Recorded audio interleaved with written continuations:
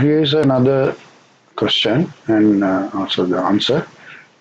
In this one, what we are going to do is, now earlier we took a quantity of a particular item and just the price. Now we are going to take two items and two prices for each of them and give the total value.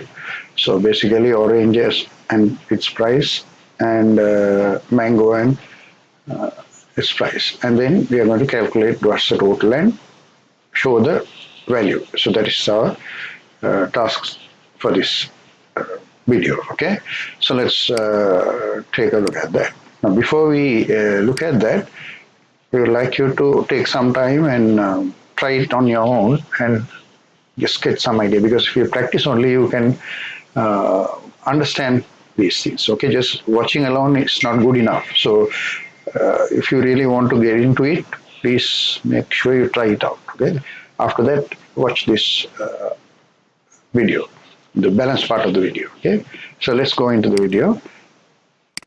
In this one, now this is the solution I have come up with. Again, we have show statement, get statement, and a show statement requires a screen to dry run. A get statement requires the variable. So now there is a get here for orange quantity, there's a get here for orange price, there's a get here for mango quantity, and there is a get here for mango price. Of course, those are again used here. So now you don't need to, for instance, you need to create one variable for orange quantity. Just because it is here and here, you don't need to create two. It's just one. For each variable, however, how many times it is used doesn't really matter. As long as it is used at least once, you need a box for that for us to dry run. So in this case, we will need four variables. There is orange quantity, then we need the orange price, and then we need the mango quantity and the mango price. So those are the four variables here. This is the screen, this is the code that is going to execute. So basically also remember, when I say NS chart or a program or whatever you want to call this, this is the instruction set that we are giving to the computer to execute.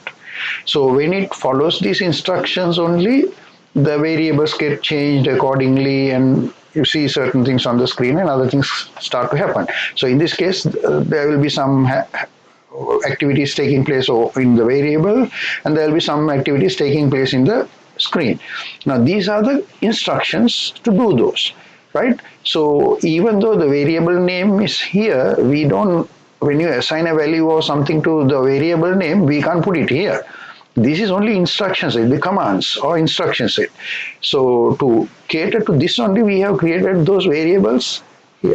Now also remember again, the variable and the instruction sets are inside the computer and you cannot view it. The user will not be seeing that. The only part that the user is visually available to the user is the screen. So just remember that. So let's dry run through this and see.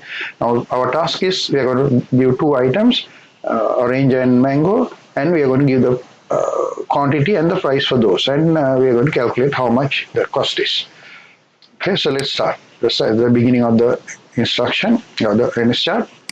Go. So what does this instruction do? Show how many oranges. So this is within double quotes. So whatever inside the double quotes gets displayed on the screen. So that is what this command is. So by using this command, you get that message coming. So when this message comes in alone, the computer will not accept anything. So the command to make the computer accept a value and put it into the variable is the get statement. So without this, that get part will not actually happen. That is, this part is required to inform the user what he is supposed to do next. So as soon as you do that, you go to the next command and you wait for the value.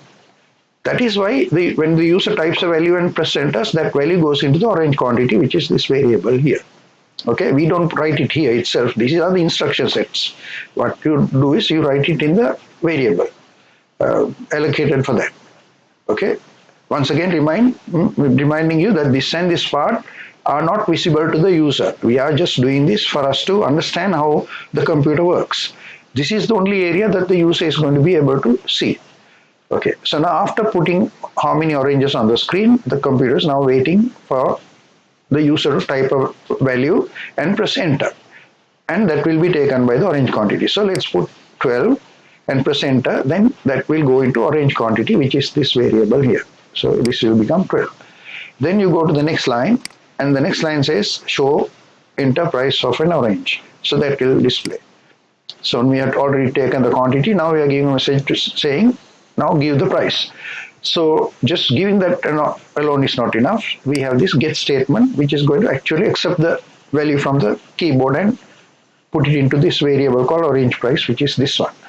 So user types a value and press enter. So in this case, let's say each orange is 100 rupees. So you type a value and press enter. That value will come into the orange price. Okay. Here, of course, I have not put the decimal place. It doesn't really matter because the decimal places don't count in an amount. Okay, unless there is a fractional value here. So okay, you can put that here even. Doesn't matter. Okay. So I put 100 there. Right. So this command is now done. It has taken the value for orange price. Now we go to the next one. So the next command. So now we have taken one item and its price. Now we are trying to get the next item. So we again put a message saying show how many mangoes, and then that is show whatever in this gets displayed. Then to accept the value, you go to the next command, get mango quantity. So when the user types a value and enters, that goes into the variable called mango quantity, which is this one. So this will get the 10. Right? Also remember, we can't use the same variable over and over again for each of these different things, because if we, for instance, instead of mango quantity here, if we use the orange quantity, this 10 will replace that. So, because remember, a variable can contain only one value at a time. If it accepts another value, the previous value gets erased and the new value will only be the current value.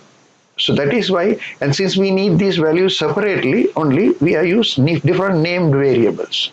If you take all of them into one variable, everything will come into the same variable overwriting the previous values, and we will not have those values to work with finally to get the total. Right. So now we have entered the mango price. So we are here, accepted the value, it went into this. Then we go to the next line, which is this. Now this one again, we are trying to get the price. So we are giving a message called enter price of a mango. It says enter price of a mango. Now remember, if you just say A, B, C, E, F, G, H or something like that, some meaningless text even, that will just get printed. The computer does not know these words.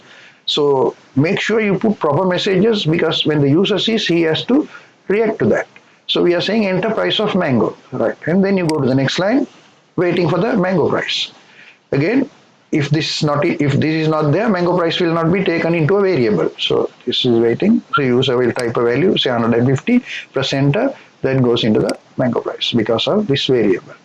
Then we go to the next line, which says bill amount is, we are going to show the total. So before showing the total, we are giving an indication of that.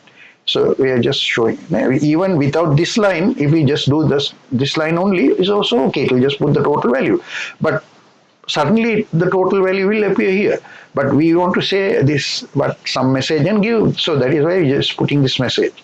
So it will say bill amount is, and then you go to the next line, and here we are doing a orange quantity into. Now these are not constants, okay, because there are no double quotes. So this is orange quantity variable. When you refer to this like that, we are actually referring to this variable, meaning its contents.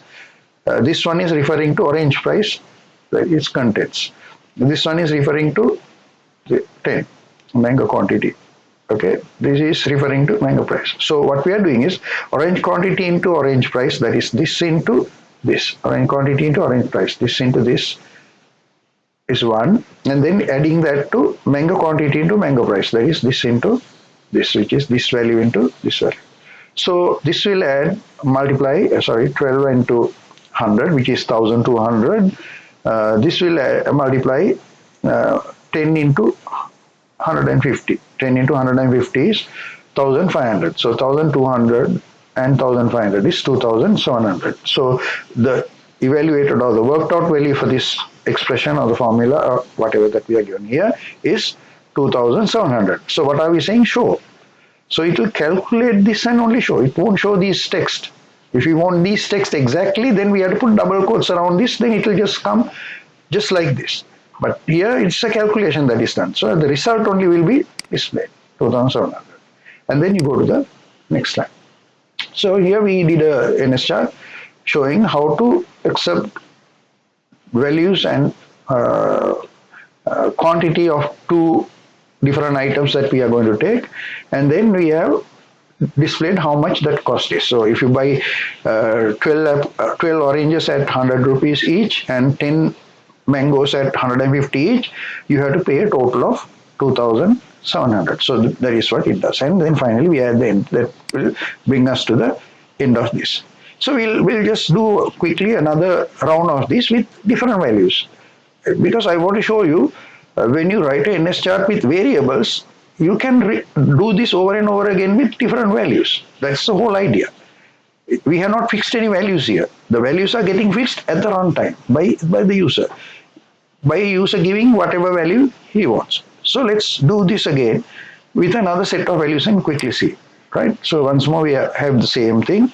We need the screen and the four variables for this one, this one, this one, and this one. Is the same NS chart. Okay. So let's quickly run through this. You start, then go to this, show how many oranges, let's say how many oranges, and then you go and it's waiting for the orange quantity value. So user types in a different value, let's say 6. Then the 6 will be taken by orange quantity. Gets here. Then you go to the next one, and next one says show enter price for orange. So now we are trying to get the, already we took the quantity here, now we are trying to get the price. So price will go to the next variable, which is orange price, right? This one. So user will type a value 100, say, comes into the orange price. Then you go to the next line, how many mangoes? We are trying to take the next item. So we put a message, go to the next line, wait for the value. When the user types in a value, 2, let's say, goes into mango quantity here. Then we are done with this. Now we are going to go to this to get the price of mango. So we give a message saying enter price of a mango. So it comes in here. You go to the next line to accept the value. Okay, so this line, so remember each line has its own purposes. So this line will show, this line will accept.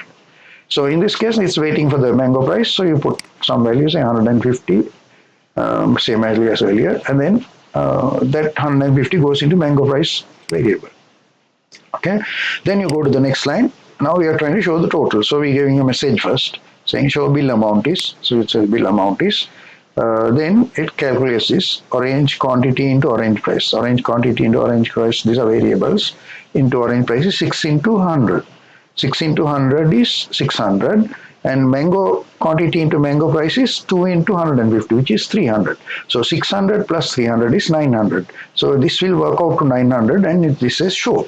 So 900 will be, so by this statement 900 will be shown. And then we go to the end of that. So that brings us to the end of this try run. So until we meet with another NS chart, just go through this, try to understand this further. If there is some problem, please put that in the group. Thank you very much.